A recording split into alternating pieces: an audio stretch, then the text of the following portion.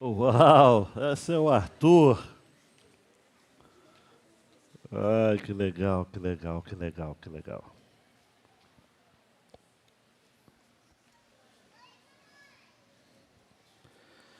Chega um determinado momento da nossa vida que a gente precisa tomar uma decisão.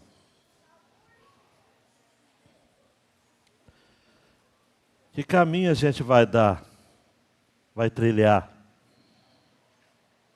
Qual passo a gente terá de dar?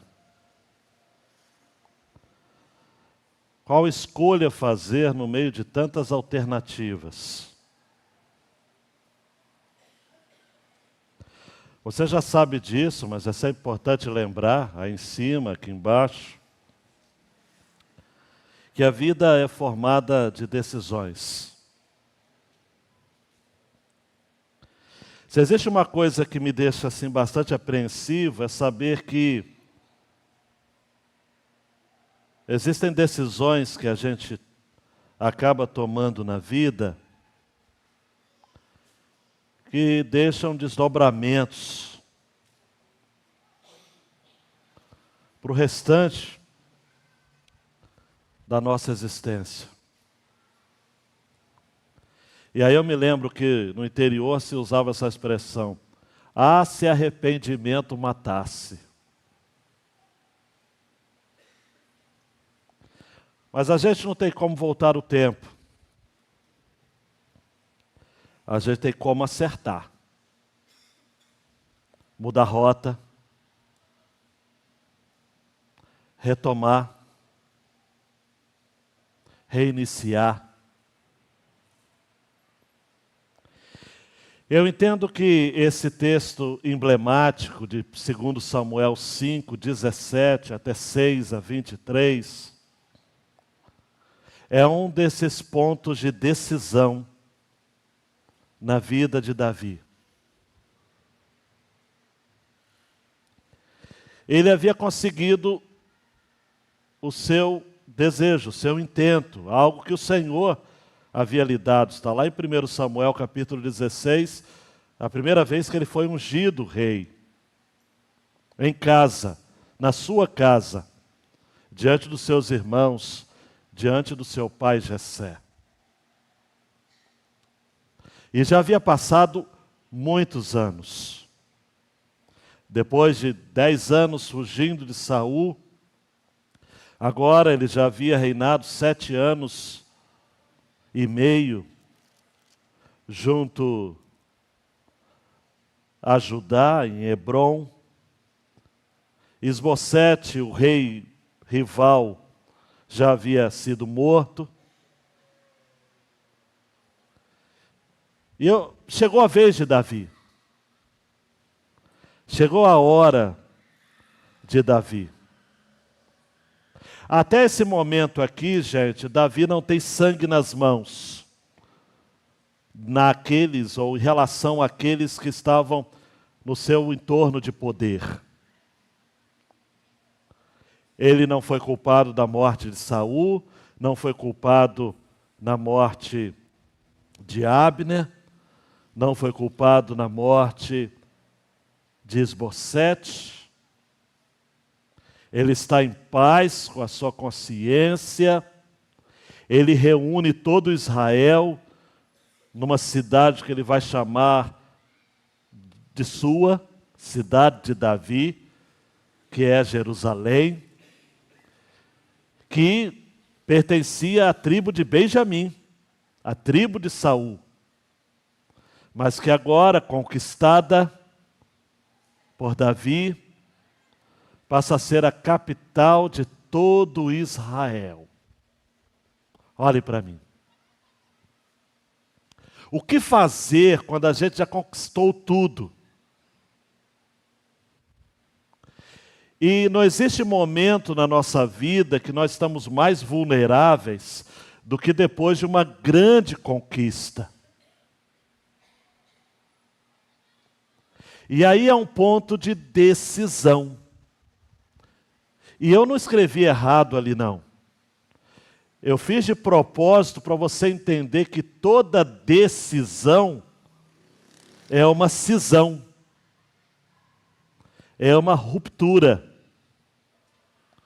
Eu não quero ser chato aqui com língua portuguesa, nem etimologia, esse é assunto para as professoras legais de português que nós temos aqui, mas a palavra decisão vem do latim decidere, que significa justamente isso, decisio, ato de cortar, separar, lançar fora, jogar para baixo, afastar, cortar, golpear.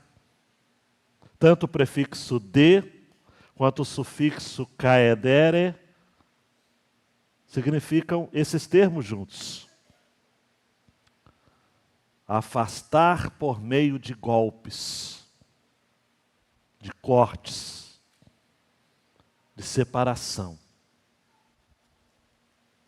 Diante disso, então, nós estamos, eu creio, em um momento em que Davi precisou escolher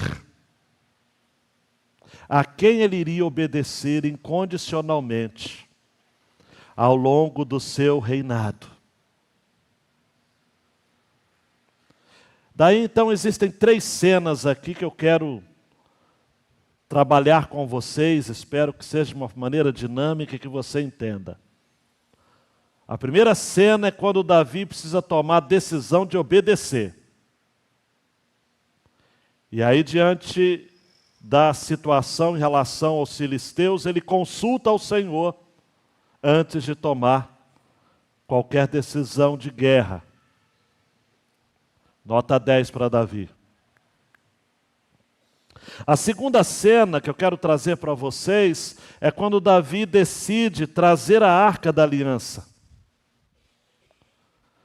Se você conhece um pouco, lembra de 1 Samuel capítulo 4, essa arca estava lá, em Kiriat Jearim.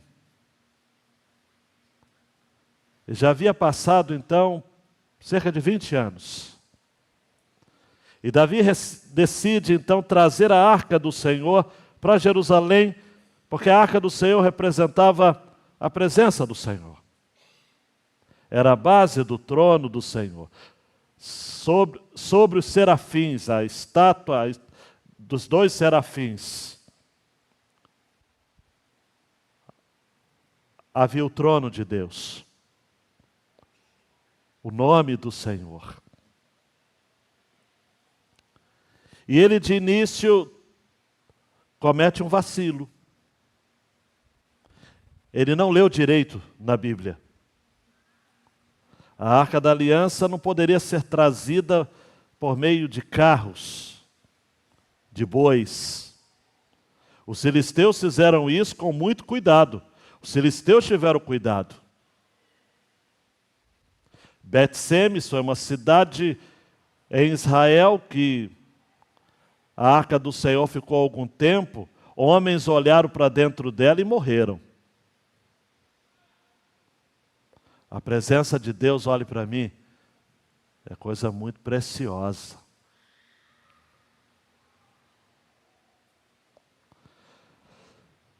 Daí então, essa arca sendo trazida de qualquer jeito, ao invés de como as Escrituras determinavam que a Arca da Aliança deveria ser conduzida nos ombros de uma classe de sacerdotes. Não poderia nem ser todos, qualquer sacerdote, tinha que ser da linhagem de Coate, os coatitas. A obra de Deus não deve ser feita com bagunça não, gente. É coisa séria. E vai acontecer um episódio que marca profundamente a história de Davi. Davi para, o texto de 1 Crônicas, capítulo 13, é mais específico. Davi precisa reunir o pessoal, fazer uma seleção dos sacerdotes certos, para finalmente, depois de um tempo que a arca ficou na casa de um sujeito chamado Obed-Edom, 3 meses, Finalmente a arca pôde ser conduzida do jeito que o Senhor ordenou. E aí há muita festa, João Batista. Irmã Lúcia, há muita dança. Há uma empolgação. Davi se empolga tanto que ele dança.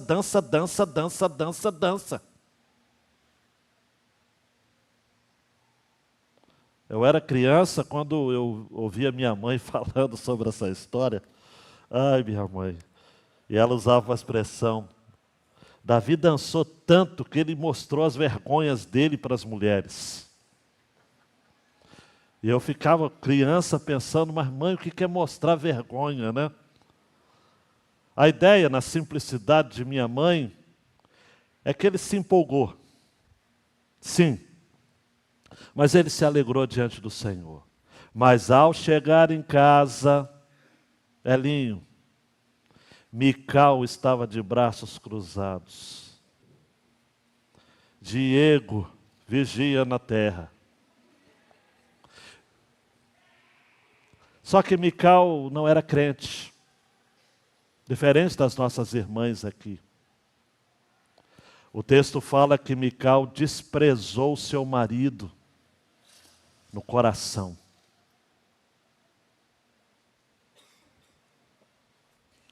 E Davi então precisa tomar a decisão de adorar a Deus a despeito das oposições, sobretudo a maior delas, dentro da sua própria casa. E Mical, que era a primeira esposa de Davi, é muito importante lembrar, filha de Saul, a primeira esposa de Davi, nunca mais teve intimidade no seu leito conjugal com Davi, a ponto de o texto terminar dizendo que ela morreu sem dar à luz a um filho sequer. É um texto duro, mas são decisões. Davi tomou decisões assertivas. E eu espero que nessa noite nós aprendamos um pouco mais da palavra de Deus, mas você preste muita atenção. Porque você que está aqui precisa chamar para si a responsabilidade de obedecer ao Senhor incondicionalmente e parar de brincar com as coisas de Deus. Vamos ao texto. 2 Samuel 5:17.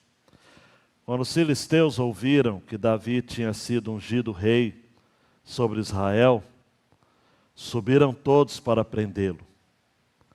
Quando soube disso, Davi desceu para a fortaleza. Mas os filisteus vieram e se espalharam pelo vale dos Refaíns.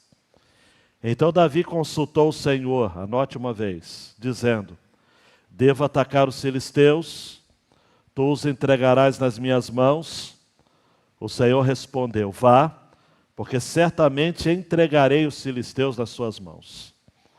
Então Davi foi até Baal-Berazim, os derrotou ali, e disse: o Senhor rompeu as fileiras inimigas diante de mim, como as águas rompem barreiras. Por isso chamou aquele lugar de Baal-Berazim. Os filisteus deixaram lá os seus ídolos, isso é importante, e Davi e os seus homens os levaram embora. Os filisteus tornaram a subir e se espalharam pelo vale dos Refaíns. É o vale dos gigantes, né? Davi consultou o Senhor, segunda vez, e este lhe respondeu: não os ataque de frente, mas rodeie por detrás deles e ataque-os por diante das amoreiras. E quando você ouvir um barulho de marcha pelas copas das amoreiras, entre logo em ação. É o Senhor que saiu à sua frente para atacar o exército dos filisteus. Davi fez como o Senhor lhe havia ordenado e atacou os filisteus desde Geba até Gezer. Primeiro ato que eu quero, mas antes fique com essa frase na sua cabeça, Vitória. Deus recebe a adoração de quem decide obedecer a Ele incondicionalmente. Mas essa é a primeira cena que eu quero tratar. A decisão de obedecer, de ouvir a voz de Deus. É sabido que os filisteus eram os principais inimigos de Israel, tanto no período de Saul quanto no período de Davi. E aqui há uma iminente guerra, amados, e nós estamos com os nossos radares e mentes focados, sobretudo quando acessamos as mídias, há um contexto de guerra, e mais uma vez um contexto de guerra envolvendo Israel. Mas diferentemente dos nossos dias, eu creio, Davi optou em consultar ao Senhor antes de entrar numa guerra. Davi consulta ao Senhor. Ainda no 2 Samuel, no capítulo 2, versículo 1, Davi vai consultar ao Senhor ao saber da morte de Saul e 3 dos seus filhos, e ele pergunta ao Senhor, eu devo ir a alguma das cidades de Judá? E o Senhor disse, vá, sim. Davi perguntou, para onde devo ir? O Senhor respondeu, para Hebrom. É interessante, amados e amadas, que nós aprendemos com Davi de que se queremos de fato, como Davi, sermos segundo o coração de Deus, nós precisamos ouvir a voz de Deus. E nós só vamos ouvir a voz de Deus, Renali, se nós consultarmos ao Senhor. O que eu devo fazer? Eu devo ir? Eu devo ir para onde? Eu devo voltar? Eu devo voltar quando? Eu sei que pode parecer para você algo tão distante, tão assim estranho, mas é isso mesmo. Deus não tem compromisso nenhum de lhe abençoar se antes o seu coração não estiver disposto a ouvir dele. Meu Deus do céu! Era muito fácil para Davi, um homem guerreiro como era, acostumado às batalhas, quando os filisteus declararam guerra contra Israel, ele simplesmente teria reunido, seria muito comum, e eu até acredito que compreensível, ele teria reunido seu conselho de guerra e dito o seguinte, e aí? Eles nos atacaram, vamos acabar com eles. Mas Davi optou de consultar ao Senhor. Isso para mim é muito emblemático, porque essa decisão dele vai marcar como que a vida dele vai ser construída ao longo dos anos. E nos momentos, eu sempre gosto de lembrar você, em que ele não consultou o Senhor, ele se deu muito mal. Nós vamos chegar lá. Consultar ao Senhor é tudo, amados. É tudo. Eu devo ir? Eu devo atacar os filisteus? Versículo 19. Tu os entregarás nas minhas mãos? E o Senhor disse, vá, eu certamente entregarei nas suas mãos. Lá em Baal-Perazim, que significa Senhor das brechas, ou Mestre das brechas. Neste lugar, Davi conquista uma grande vitória sobre os filisteus. Não importa, meus queridos e minhas queridas, que era próximo ao Vale dos Refaímos, como eu já disse, dos Refaim, ao Vale dos Gigantes. Não importa. O Senhor disse, não disse? Então, o próprio narrador faz uma construção daquilo que o Senhor, Davi falou a respeito do Senhor no versículo 20. O Senhor rompeu as fileiras inimigas diante de mim, como as águas rompem barreiras. Meu querido e minha querida, recebe essa palavra como uma flecha no seu coração. O Senhor vai abrir brechas para que você esteja passando, desde que você tenha humildade de consultá-lo. para fazer a coisa certa.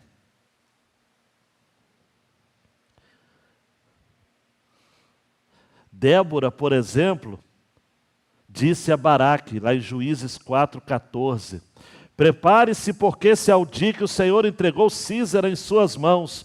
Não é verdade que o Senhor está indo à sua frente? Nós precisamos, amados e amadas, por favor, você lá em cima, você aqui embaixo, você que está em casa, preste atenção. Se o Senhor for à frente, vá atrás dele.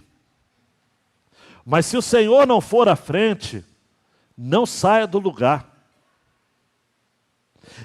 Nem não tome nenhuma decisão sem antes ter a certeza de que o Senhor está à frente. Aí você fala, mas como é que eu vou entender? Você vai saber. Porque eu aprendi com o apóstolo Paulo lá em 1 Coríntios, o espiritual discerne bem tudo. Quem é espiritual discerne as coisas espirituais. Tem gente que está aqui, mas não está discernindo nada. Está falando, mas daqui não sei nem um lé com cré. Porque você é carnal. O carnal não vai ouvir a voz de Deus. O carnal segue o coração, né? Conforme o pessoal usa na música. Eu vou seguir a voz do coração. Vai, bobinho. Bobinha, ouça a voz do coração. A questão não é ouvir a voz do coração, ou senão a pessoa fala o seguinte, não, eu vou ler a realidade, não é? Eu vou ler a realidade, eu vou estudar as circunstâncias, eu vou ver como é que está a bolsa de valores, se há algum tipo de crédito ou de contexto favorável para o meu investimento. Queridão, queridona, quem é de Deus, ouve a voz de Deus. Não ouve a voz dos astros. Não ouve a voz do mercado. Hoje em dia tudo é mercado, né? Há um mercado. Lá em Faria Lima, a avenida lá de São Paulo, importante. Não, amados. Nós não nos guiamos por vistas. Não. 2 vezes. Davi consulta ao Senhor. Eu devo atacar os filisteus? O Senhor vai me entregar nas minhas mãos? Sim, vai. 2ª vez. Davi consulta ao Senhor e ele dá estratégia. No ataque de frente, rodeia por detrás, ataque por diante das amoreiras. Dá até detalhe, amados. Uau! Quando você ouvir um barulho de marcha pelas copas das amoreiras, entre logo em ação. É o Senhor que saiu à frente para atacar. Vai. Davi fez e deu tudo certo. Beleza. Mas eu vou avançar porque o meu tempo já quase foi só na primeira cena, porque é importante. A 2ª cena, grande vitória. Não basta só obedecer ou consultar ao Senhor e agir em relação à guerra. A gente precisa agir também, preste atenção, na direção de sermos mais proativos e menos reativos.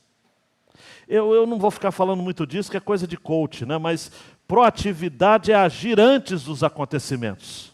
É antecipar problemas e oportunidades, é tomar iniciativa, é se responsabilizar pelas próprias ações. O reativo é aquele que age depois que algo acontece, espera o estímulo externo, ordem, problema, crise. Davi tinha um plano. Ele disse o seguinte, não, eu vou trazer a arca do Senhor para Jerusalém.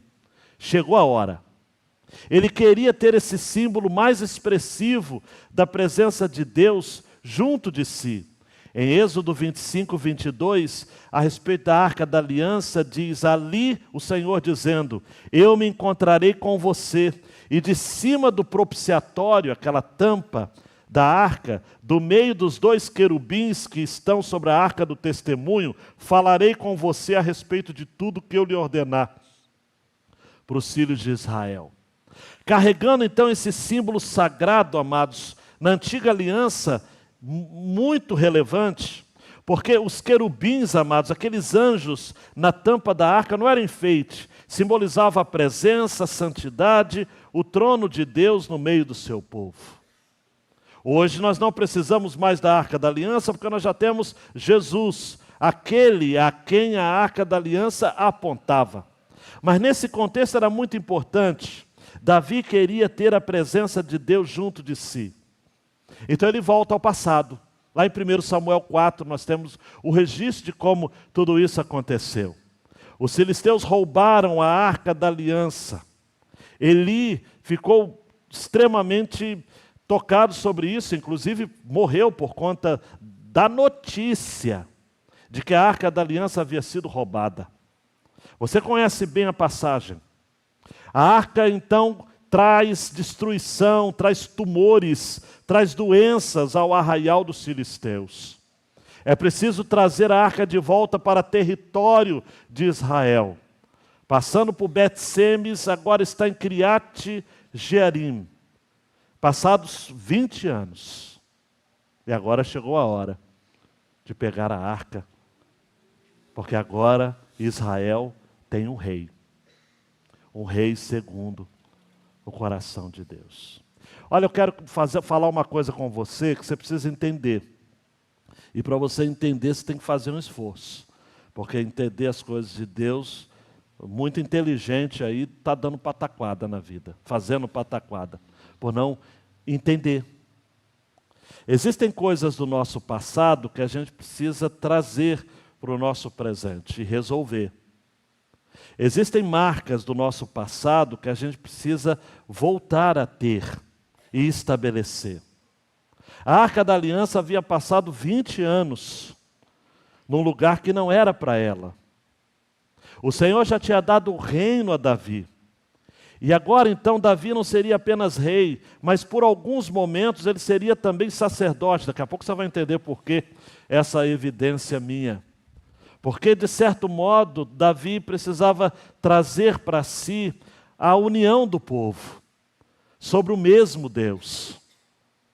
E esse símbolo caríssimo que acompanhou o povo de Deus desde os 40 anos no deserto, como diz o registro de Êxodo. Essa arca que agora tem dentro de si, no seu interior, as tábuas da lei de Moisés, uma vara contendo, um pote contendo uma porção de maná, e a vara de Arão que havia florescido, identificando como aquele que haveria de ser, de fato, cabeça dos sacerdotes, da dinastia dos sacerdotes. Esta arca representava muito, e agora então era momento da arca voltar para casa, para junto do rei. O rei ungido de Israel. Davi tinha planos, ele decide fazer essa mudança de maneira muito arriscada. A sua atitude de liderança era correta, mas ele esbarrou em um detalhe que ele não poderia ter ignorado. A arca deveria ser conduzida, amados e amadas, nos ombros dos sacerdotes, e não em uma carroça. Está lá em Números, capítulo 4, versículos 5 e 15. Havia uma legislação muito séria a respeito disso, que fornecia instruções muito detalhadas sobre como a arca deveria ser transportada. Há um princípio teológico aqui fundamental. Só que agora, amados, a arca ela é transportada numa carroça de bois. Vamos ao texto. Mais uma vez, capítulo 6, Davi reuniu todos os escolhidos de Israel, em número de 30.000. Davi se levantou e com todo o povo que tinha consigo, partiu para Baalá de Judá, para de lá trazer a arca de Deus, diante da qual se invoca o nome do Senhor dos Exércitos, que se assenta acima dos querubins. Puseram a arca de Deus numa carroça nova, e levaram da casa de Abinadab, que ficava numa colina, Uzá e Aiô, filhos de Abinadab, conduziram aquela carroça. Levaram a carroça com a arca de Deus da casa de Abinadab, que ficava na colina. E Aiô ia diante da arca. Davi e toda a casa de Israel se alegravam diante do Senhor, com todo tipo de instrumentos de madeira, de faia, com harpas, liras, tamborins, pandeiros e símbolos. Quando chegaram à eira de Nacon, Uzá estendeu a mão para segurar a arca de Deus, porque os bois tropeçaram. Então a ira do Senhor se acendeu contra Uzá, e Deus o feriu ali por essa irreverência. E Uzá morreu ali, ao lado da arca de Deus. Davi ficou irado, porque o Senhor havia irrompido contra Uzá, e chamou aquele lugar de Pérez Uzá até o dia de hoje, ruína de Uzá. Naquele dia Davi teve medo do Senhor e disse: como poderei levar comigo a arca do Senhor? Davi não quis levar a arca do Senhor para junto de si, na cidade de Davi, mas fez com que fosse levada para a casa de Obed-edom, o geteu. Assim a arca do Senhor ficou na casa de Obed-edom, o geteu, durante 3 meses, e o Senhor o abençoou e toda a sua casa. Avisaram o rei Davi, dizendo: o Senhor abençoou a casa de Obed-edom e tudo que ele tem por causa da arca de Deus. Então Davi foi e com alegria trouxe a arca de Deus da casa de Obed-edom à cidade de Davi. Quando os que levavam a arca do Senhor, agora não está mais em bois, carroça de bois, eram sacerdotes. Em 1 Crônicas 13 a 16 fica claro quem eram esses sacerdotes. Quando os que levavam a arca do Senhor tinham dado 6 passos, Davi sacrificava um boi e um animal gordo. Davi dançava com todas as suas forças diante do Senhor. Ele estava cingido de uma estola sacerdotal de linho. Olha só. Assim Davi, com todo Israel, levou a arca do Senhor com júbilo e ao som de trombetas. Olhe para mim, queridão e queridona, quando o rei erra, sempre alguém padece. Quando o homem da casa erra, toda a sua família padece. Quando um pastor erra, toda a igreja está em decadência. Quando um líder nacional erra, todo o país sofre as consequências. O princípio da autoridade, amados, é algo que eu queria mudar se fosse possível, mas não é possível. É um princípio eterno, é um princípio espiritual. Você que exerce algum tipo de autoridade, mesmo que, sei lá, pastor, eu só mando no meu cachorrinho, já é uma autoridade. Quando você erra, você deixa para trás um rastro de destruição.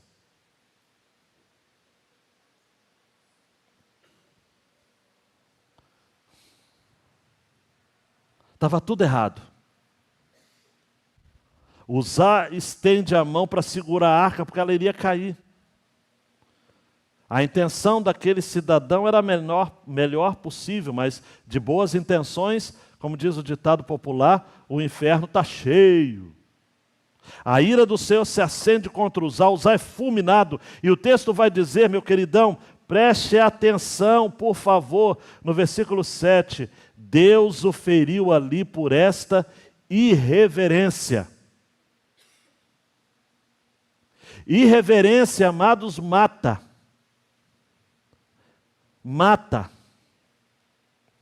Se em 1 Samuel capítulo 6, os homens de Bet-Semes olharam para dentro da arca e morreram, ao todo foram 70 homens que morreram, amados. Diante dessa situação, então, Davi parece que agora acorda. Olha para mim, acorda. E diz assim, quero destacar essa expressão. No versículo 9, como poderei levar comigo a arca do Senhor? Aí eu repito, o 1 Crônicas vai dizer mais claro, ele vai estudar. Ele vai consultar os sacerdotes. Ele vai dizer, gente, como é que a gente faz? Meu queridão, minha queridona, você talvez vai sair aqui dessa noite, deste culto, e vai ter coisas para resolver. Volta a ler. Volta às Escrituras. Ainda há tempo de você recomeçar. Durante 3 meses a Arca da Aliança ficou na casa de Obed-Edom e ele foi extremamente abençoado, porque quem não quer ter a Arca do Senhor, a presença de Deus em casa? Se fosse eu levantaria a mão antes de Obed-Edom, falaria, deixa na minha casa. E Davi ficou 3 anos, amados, me desculpe, lembrei agora do tempo que eu morei em Minas Gerais, ele ficou matutando. Como poderei levar comigo a arca do Senhor? Salmo 119, né? Como poderei ter puros os meus caminhos, observando de acordo com a sua palavra? Preste atenção aqui. Tem alguma coisa na sua vida errada? Consulta a palavra. Pega a sua declaração de imposto de renda dos anos anteriores, que agora você ainda nem recebeu, e fala o seguinte, cara, eu não declarei aqui. Eu omiti. Eu menti. Elinho, um testemunho aqui que eu posso publicizar. Nós temos aqui a igreja tem um escritório de contabilidade para mais de 30 anos. Desde quando eu cheguei aqui, há 32 anos atrás, já era esse escritório. Era a falecida, saudosa Sueli, e agora é o filho, o Tiago. Enroladinho, mas boa gente. Mas teve muitas situações, amados, ao longo desses anos, que tanto o Tiago quanto a Gisele, não é isso, Yara? Que nos atende também. Em que eles falaram assim, pastor, nós vamos fazer o que é certo.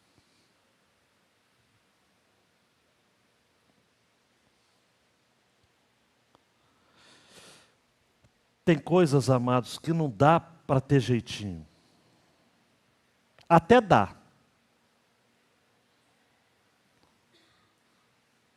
Pode até ser legal,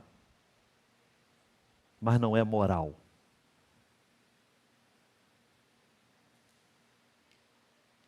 Tem hora que a gente precisa pagar o preço, renunciar muitos desejos pessoais para fazer o que é certo. Eu estou usando a questão do contábil, né? Mas eu poderia usar tantos outros contextos. Em que a oportunidade se abre. Sabe aquela coisa da oportunidade se abrir, a ponto de você falar o seguinte, caramba, é Deus, é de Deus. Mas não é de Deus. Me lembro, está lá registrado em 1 Samuel, quando Davi entra na caverna de En-Gedi e Saul está aliviando o ventre. E aí os homens de Davi se reúnem e falam o seguinte, o Senhor está nos dando a Saul. E Davi para e diz, não.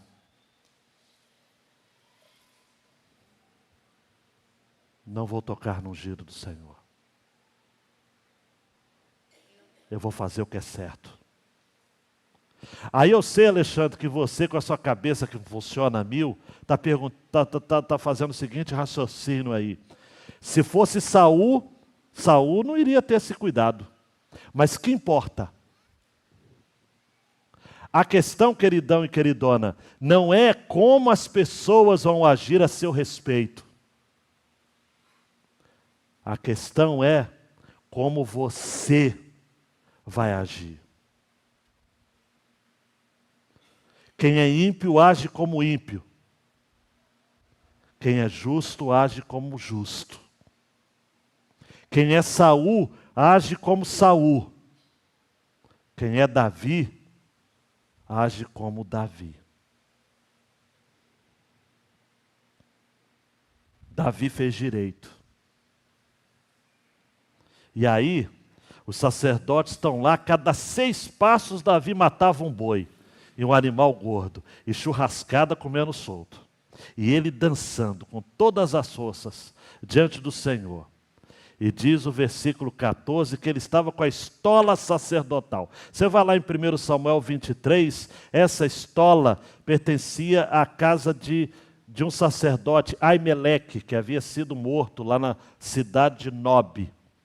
Todos os sacerdotes morreram, menos um chamado Abiatar, que pegou a estola sacerdotal e entregou para Davi.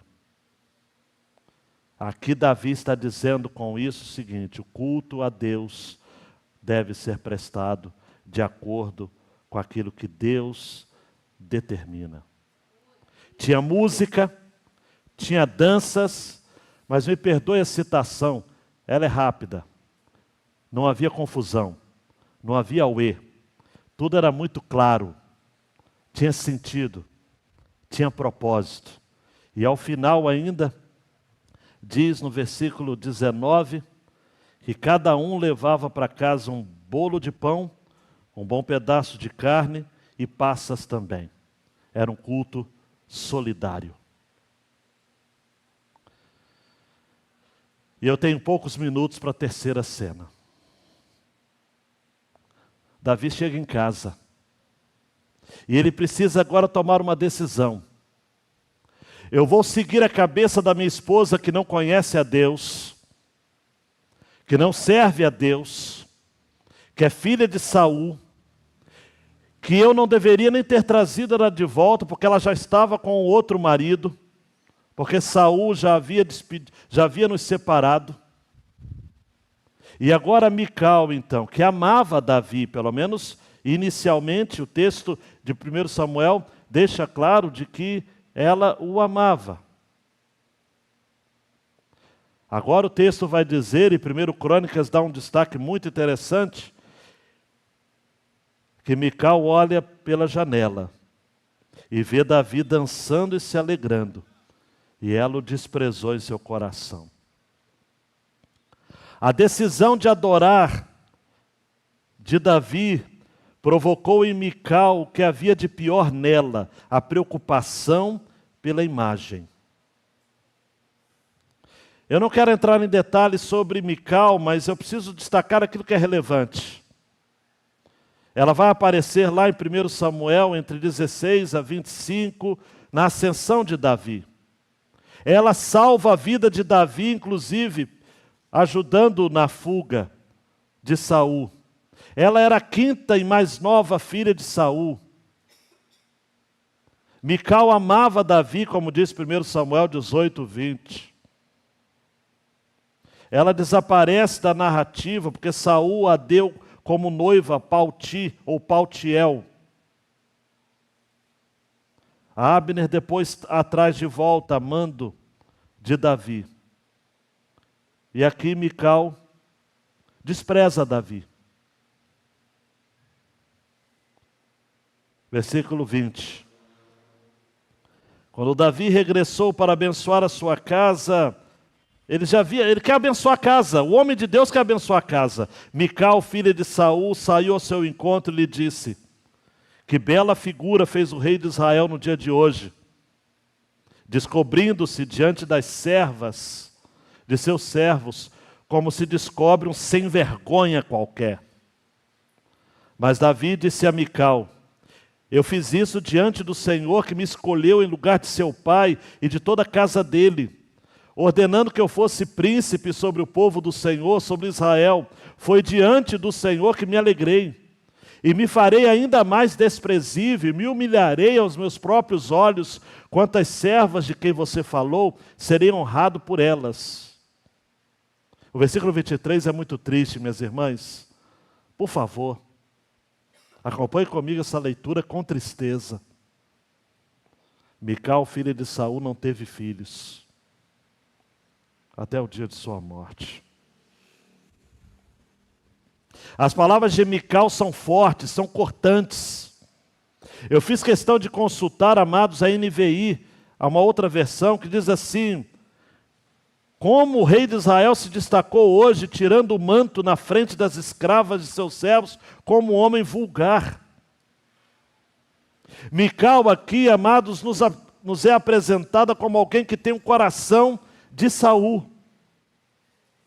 Ela compartilhava o leito com Davi, mas desprezou o próprio Davi no seu coração, porque o coração dela era coração de Saul. Davi não havia dançado diante de um qualquer. Davi não havia agido como sem vergonha. Davi agiu de acordo com aquele que era o seu Senhor. Versículo 21, quando vai dizer duas vezes a expressão diante do Senhor, no hebraico significa diante da face do Senhor. Davi precisa tomar uma atitude. E ele se defende dizendo o seguinte: você acha que eu fui desprezível? Que eu sou desprezível aos seus olhos? Que eu me faça desprezível. Você acha que eu me humilhei aos seus olhos? Eu de verdade me humilhei. Porque eu fiz o que fiz diante do Senhor. Queridão, queridona, por favor, peça a sua atenção. Se você faz diante do Senhor, não significa que pelo fato da sinceridade do seu coração ser inegável, que você não vai atrair oposição. Muita gente não vai concordar com você. Muita gente vai julgar você. Fez o que fez e agora está indo para a igreja?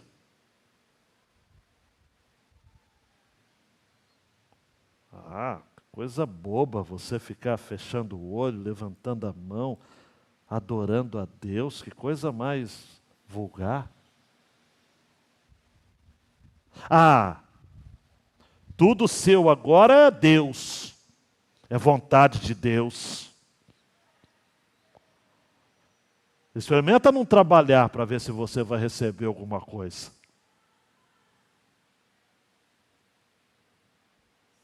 E como foi o caso de Davi, vou falar até baixinho. Como foi no caso de Davi, pode acontecer o mesmo com você. A maior oposição vai estar dentro da sua própria casa.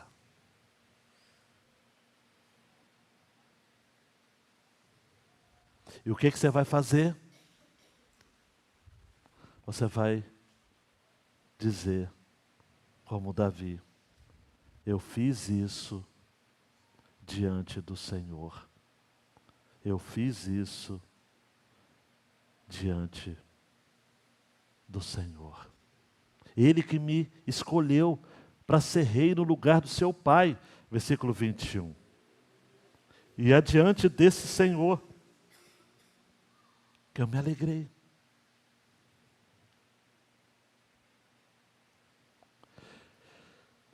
Diante desses três atos, dessas três cenas, a gente só precisa tomar duas considerações. Primeiro, não tome nenhuma decisão na sua vida sem antes consultar o Senhor e aguardar a sua resposta. Não se precipite. Consulte ao Senhor.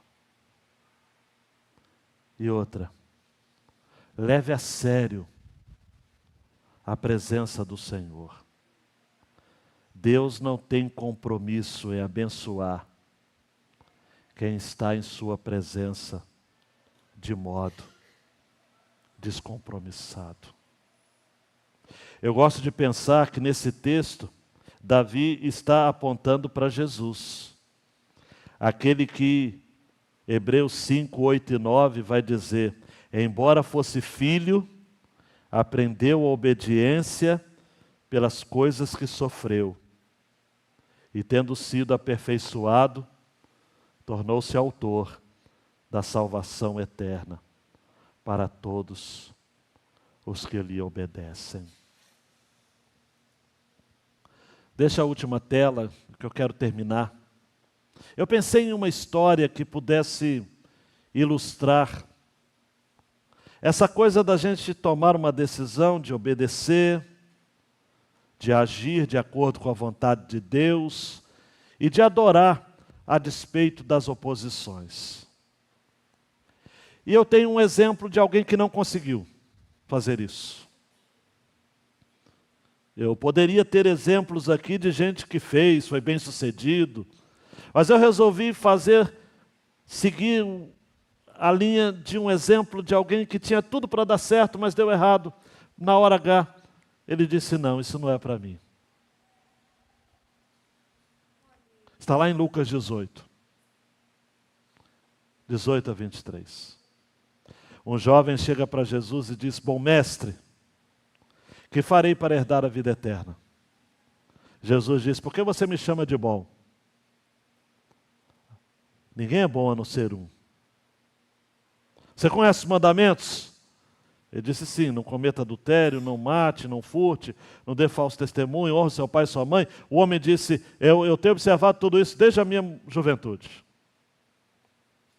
Daí Jesus disse para ele: mas Emanuel, uma coisa ainda falta a você.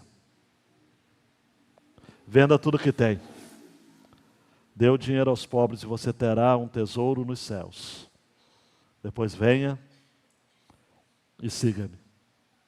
Como é que o texto termina? Mas ouvindo ele essas palavras, ficou muito triste, porque era riquíssimo. Nesta noite o Senhor está dizendo para você, diante de tudo que você ouviu, você está disposto a obedecê-lo incondicionalmente, a tomar decisões acertadas e apuradas e alinhadas com a vontade de Deus, e a despeito de qualquer oposição que você receba, incluindo a mais severa de todas, que é a oposição dentro da sua casa, você está disposto a seguir? Ou você vai fazer como esse jovem que disse: não é para mim? Você pode, infelizmente, sair dessa noite dizendo: não é para mim. Mas você pode também, glória a Deus por isso, partilhar da ceia do Senhor com a gente, dizendo: Senhor, eu quero obedecer. A que preço for, eu vou obedecer. Diante das circunstâncias e situações mais pesadas que eu tiver que enfrentar, eu vou obedecer. Então, enquanto os músicos vão dedilhar uma canção, espera só um pouquinho para pegar os seus filhos, só um pouquinho. Porque eu não quero que você pare de pensar agora. Eu não quero que você pare agora. Aí na galeria, aqui embaixo, em casa, daqui a pouco nós vamos encerrar a transmissão, porque a ceia é para os que estão aqui. Nós esperamos por você.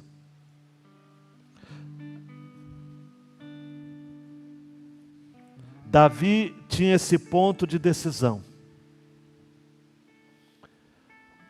Hoje, você está tendo este ponto de decisão. Agora é a hora. Você vai ouvir a voz do Senhor. Você vai fazer de acordo com a orientação do Senhor, ou vai submeter outros à destruição e à morte por conta da sua desobediência.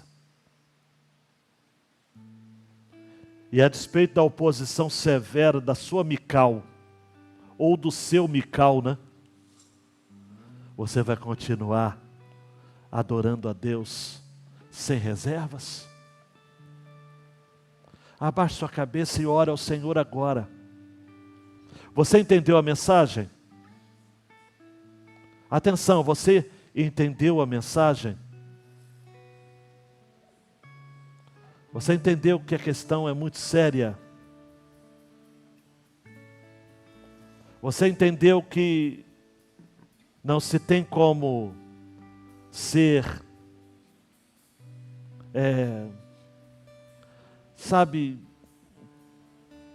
maleável ou fazer do seu jeito? Então nessa noite eu quero que você partilhe da ceia do Senhor.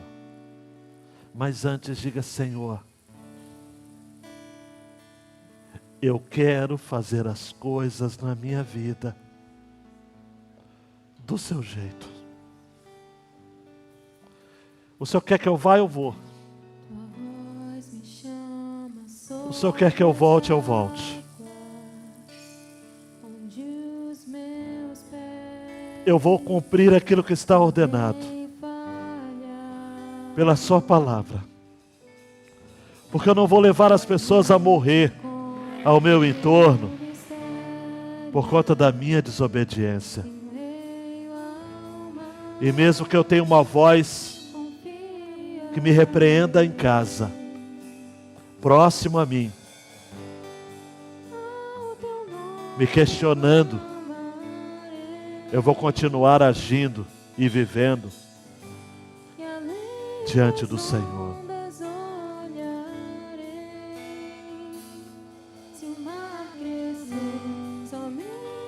Você consegue voltar ao Senhor? Levante-se, meu queridão, minha queridona. Levante-se.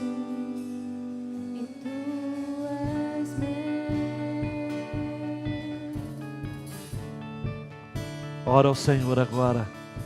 Enquanto canta o Senhor, os pais podem buscar seus filhos. E vamos preparar o nosso coração.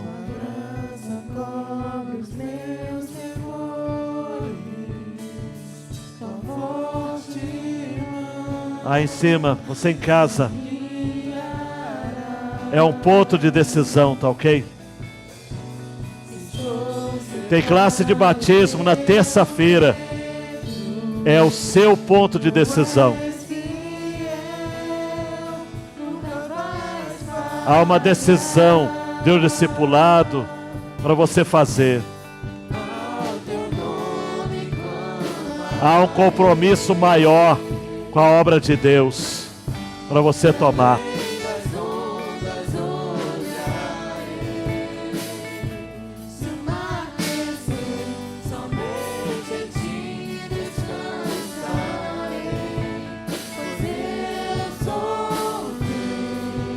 Oh, toma a decisão certa. Faça a coisa certa.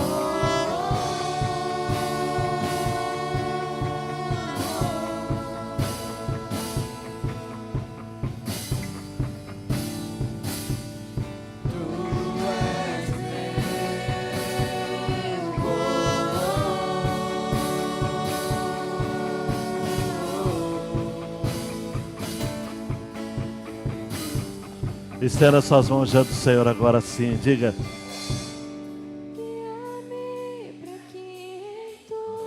diga ao Senhor. Mais forte, igreja. Com convicção, fala isso.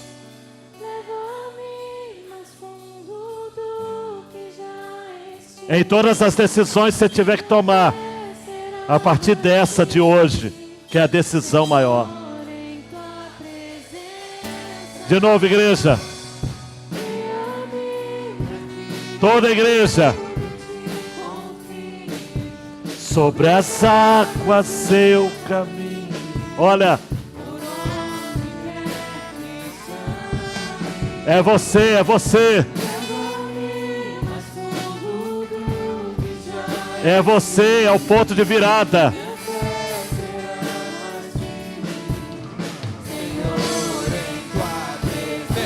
Canta, igreja.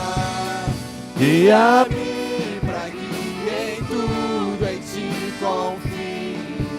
Sobre as águas eu caminho, por onde quer que chames. Leva-me mais fundo do que já estive, que minha fé será mais firme, Senhor, em tua presença.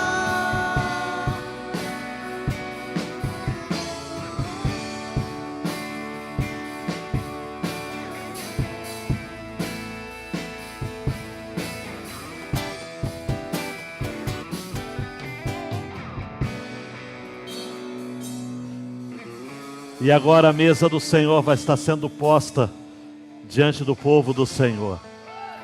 Nós esperamos por você. Nós ansiávamos por este momento. Os elementos vão ser distribuídos agora, o pão e o cálice. Você que é membro da igreja ou membro de alguma outra igreja evangélica que está em comunhão com a sua igreja local, vai pegar os elementos e nós vamos partilhar juntos.